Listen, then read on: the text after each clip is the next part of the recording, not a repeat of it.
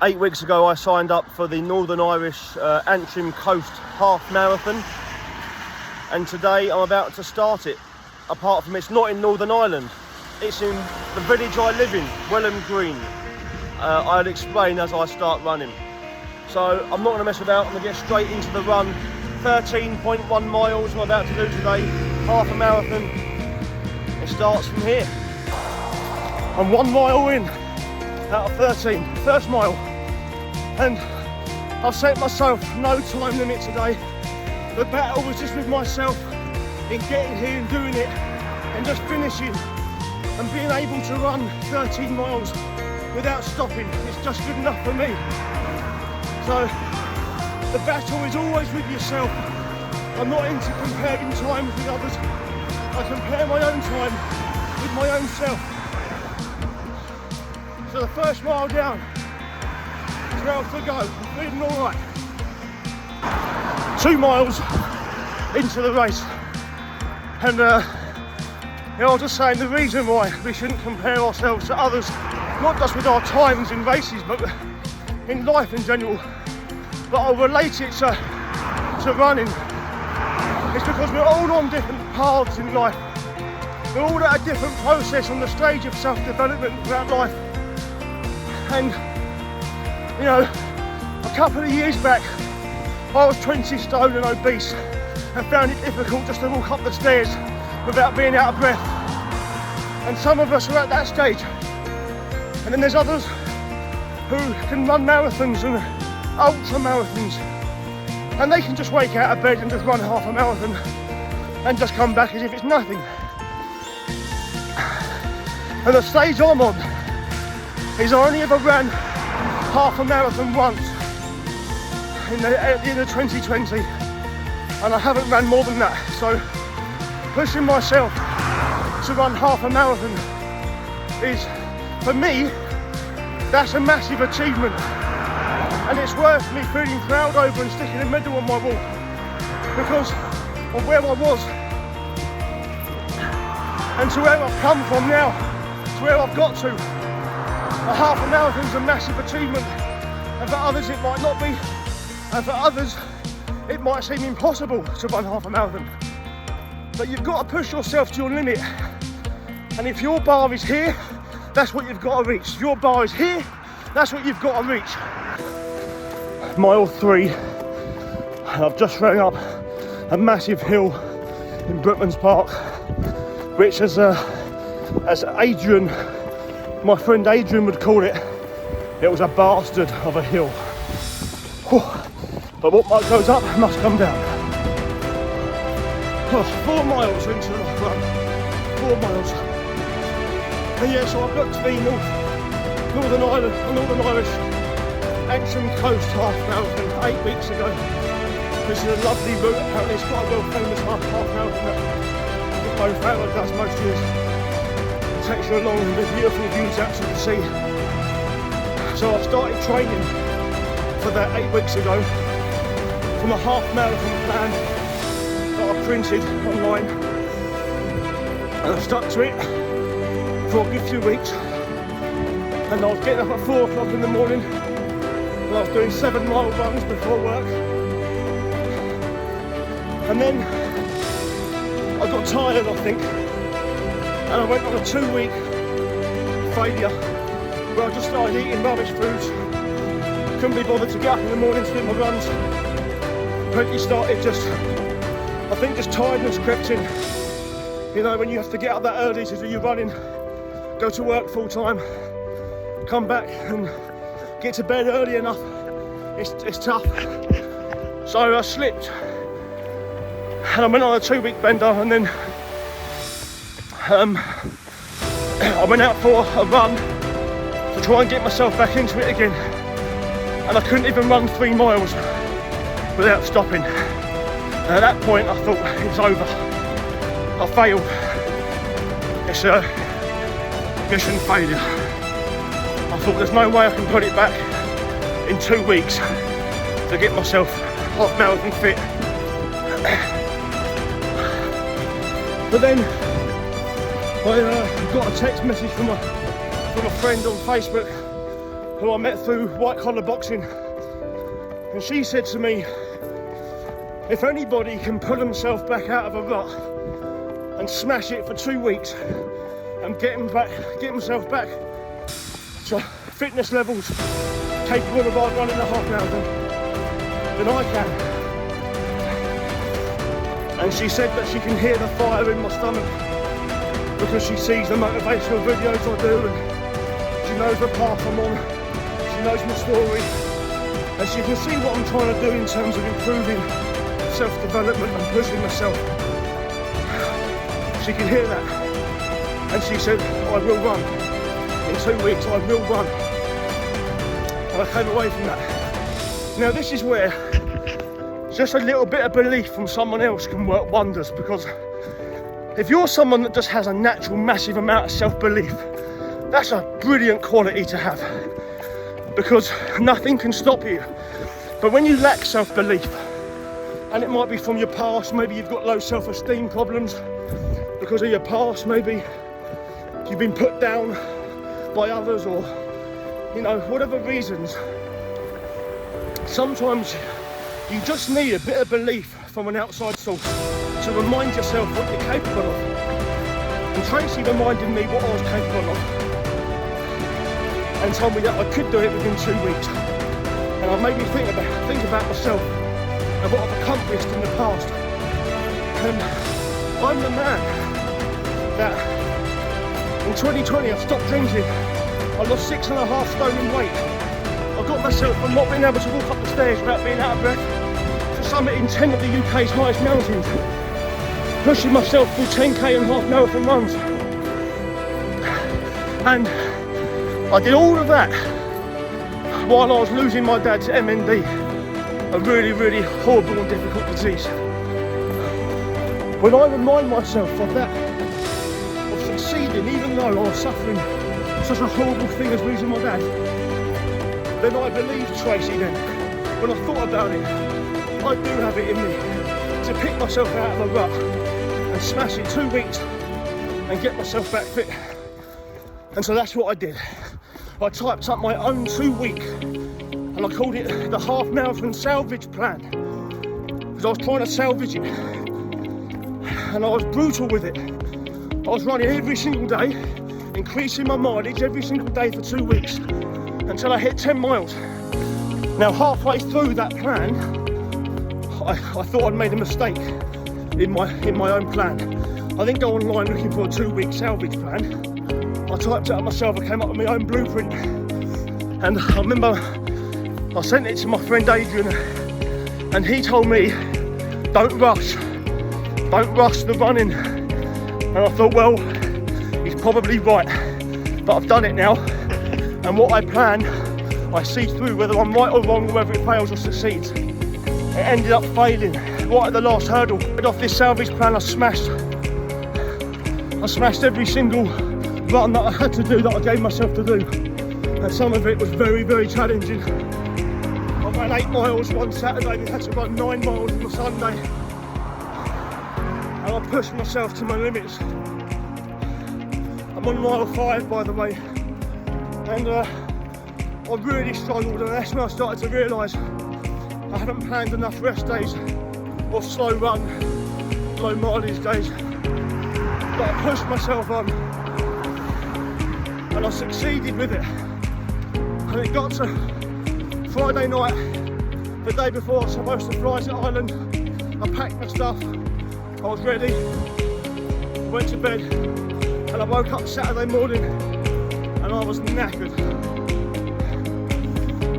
I had a massive headache, I was low in energy, I was on a low calorie deficit to get myself trimmed for the race, and I was just suffering with energy. I was absolutely knackered, and I just couldn't bring myself to go to the airport, get on a plane. My mind had just switched off, and I think I'd overdone it. I'd overdone the training, and it comes to that last hurdle, and I fell over. You know, it reminded me of something that my dad said to me probably the most valuable bit of advice that he gave me when he was alive. And he said, Harry, if you don't get enough sleep, everything becomes harder the next day. And he said it takes a whole week to recover from a late night, a whole week. And I was probably sleep deprived because I was getting up super early, running high mileage, and I was struggling to get to bed early. And he was right. That was my failure. But we learn from failure. Failure is a good thing because it teaches us and it improves us. And I now know that apart from healthy eating, the second most important thing for me is my sleep. Making sure I've got enough sleep to give myself the energy that I need to perform. If that doesn't happen, I'm gonna fail. So here I am in Welham Green because I wasn't gonna let it fail. I wasn't gonna let myself fail the actual half marathon. Because I felt a bit down on Saturday, yesterday. I felt down, I felt like a failure. And I thought, you know what? I'm still gonna do this half marathon. The saying that I tell myself is, the plan might have to change, but the goal stays the same. Set yourself a goal, you do it. The plan might have to alter, you might have to be flexible. 6 miles. I'm just running over the bridge of Welham Green Station.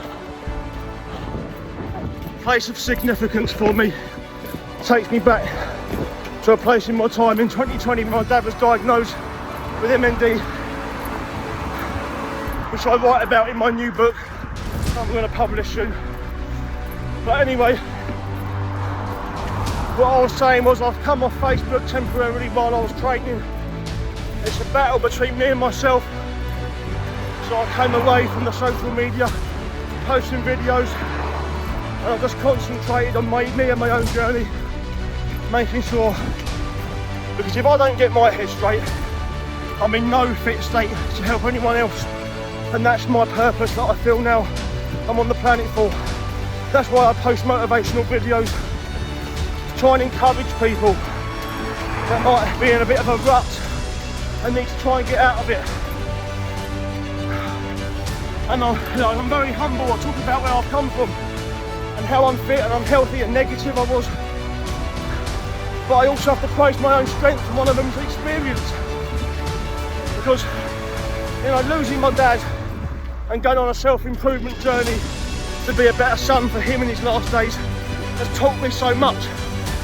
And I now feel I'm in a position to try and help people that might not be performing to the standards that they want to. And I completely understand if nobody understands what I'm trying to do and they think I've changed. I'm not the same Harry Basson that I was. I'm not Harry Basson anymore. I'm Harry Edward Basson. My dad's middle name is of vital importance for the man I now am. And if the only person that I can help through my motivational encouragement is my younger sister Katie, that'll be perfect for me. If I can just help her, if no one else. Even if I only have one follower on my Facebook page, if that one follower is my sister, then I'll continue posting videos. I'll continue on my journey. So watch your space. It's Harry Edward Basson's coming back. 7 miles. And you know what? As my friend Tracy believed in me, the power of belief is massive. Belief is the biggest thing. And you know what? But I believe in you. But I don't even know who you are. But the fact is, everybody has it in them to achieve greater than they're currently doing. If you're in a rut, I believe that whoever you are, you can get out of it. Whether you're my best mate or whether you're someone I don't even know, just follows my channel. If I can do it, I'm just an imperfect man with a lot of imperfections.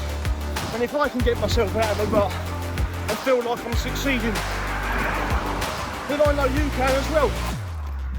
You just need the right tools for the job and a bit of know-how, a bit of knowledge. It took a book by Ant Middleton called The Fear Bubble just to install some words of wisdom from a man that's had more experience of life than me. And I took his advice and it helps me. It helped me to change. I'm not saying I did everything he told me to do. We need to take advice, apply it to our own mental wisdom and our own free will, and blend it together and come up with a solution for ourselves. So I know you can do it. Pick yourself up, have some belief, and go out there and smash your goals, whatever they may be.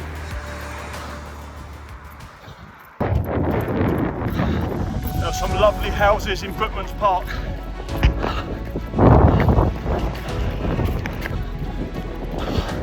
I'd love one of these houses.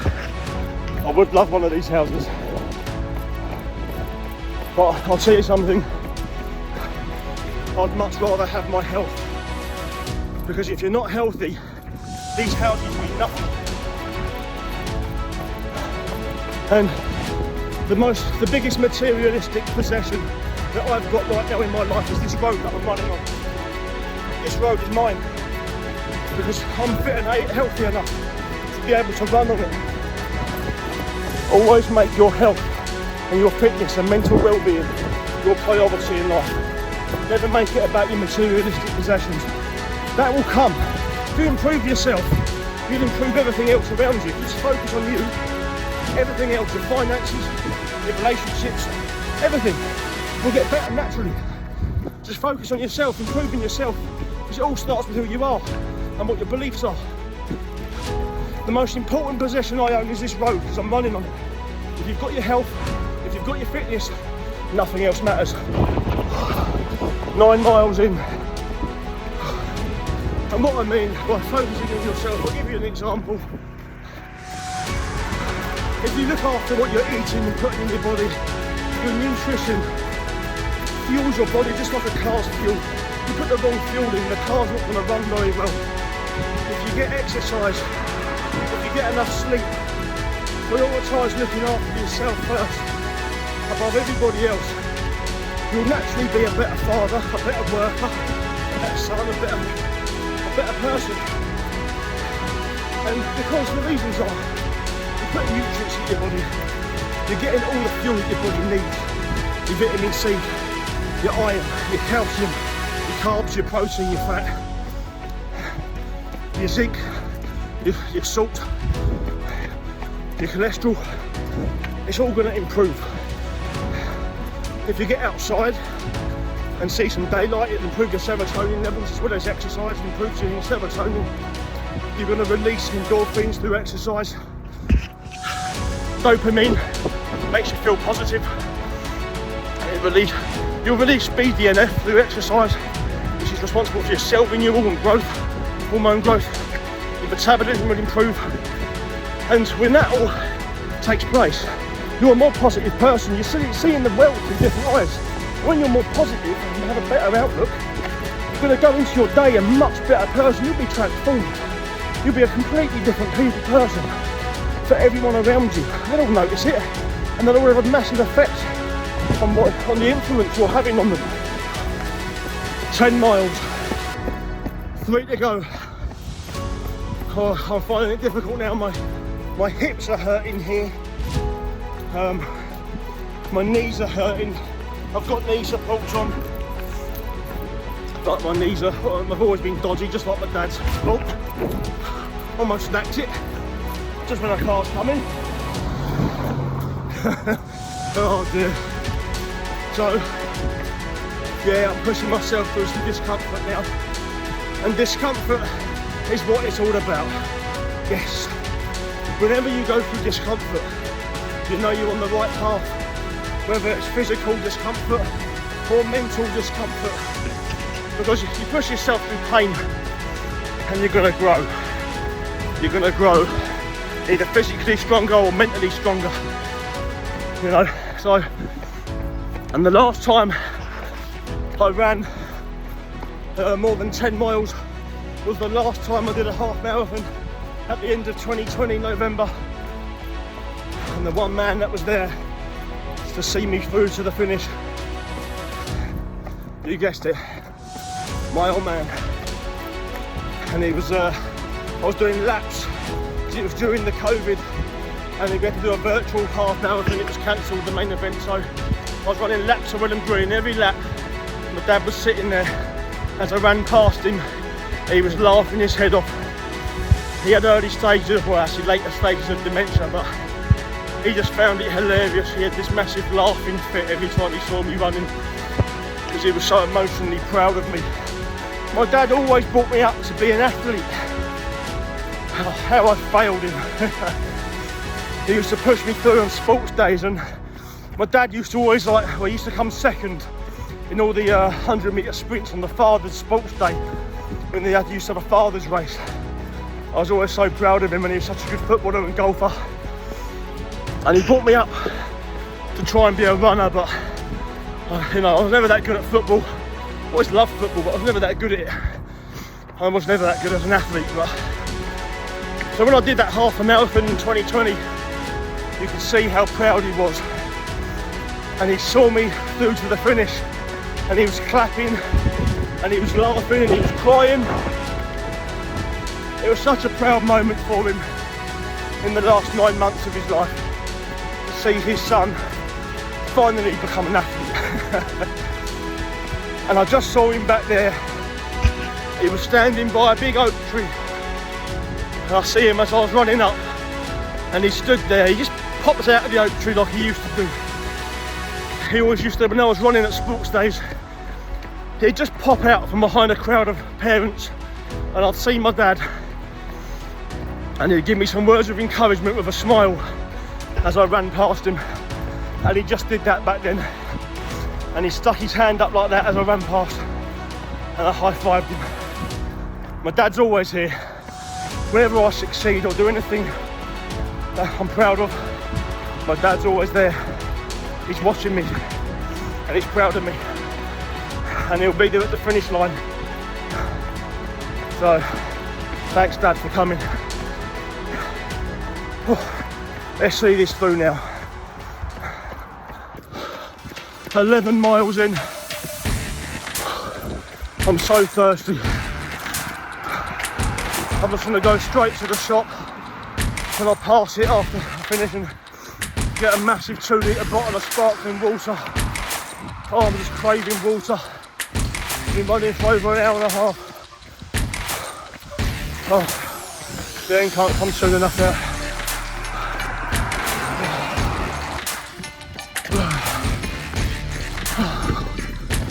12 miles, 1.1 to go. My hips are killing me, my legs are dead, my backside's hurting, my lower back's really aching. I'm just a slog. My pace is just like, I'm just jogging, just faster than I would. I've just got to get to the finish. This is what it's about, pain. Yeah, Gary Charson is watching this now. He knows what's coming. Pain is just weakness leaving the body. Gary Charters, what a man. Come on, man. 1 mile to go.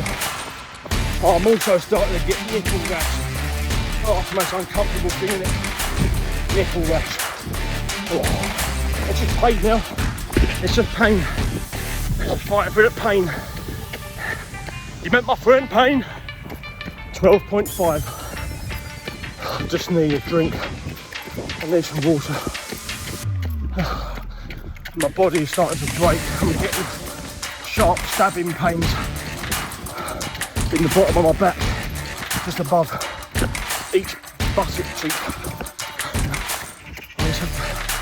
I mean, my feet are dragging. Technique's good. I just need to get now. Energy sapped. But I know I'm going to make it now. Half a mile to go.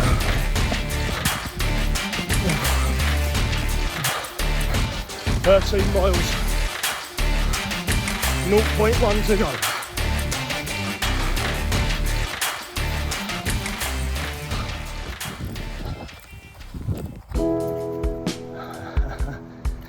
Oh,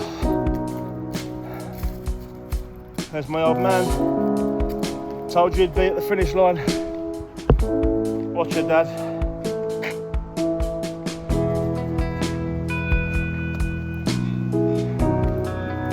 Cheers for coming.